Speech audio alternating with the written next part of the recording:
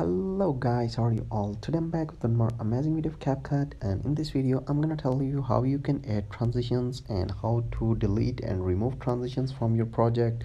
So before moving toward the video, it's a request to all of you, don't forget to thumbs up and don't forget to subscribe to my channel. Let's get into video. All you need to do is you just need to press a desired project. Like in my case, I'm using this video to apply different kind of transitions, and in the end I will show you how to delete each transition from your project.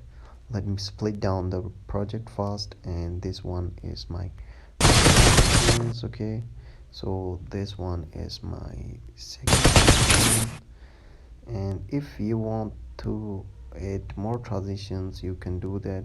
There are lots of cool and amazing transitions this application is offering.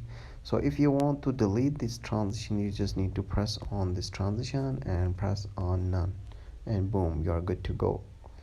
So these are the steps which you want to follow if you want to apply transitions to your project, or if you want to delete transitions from your project.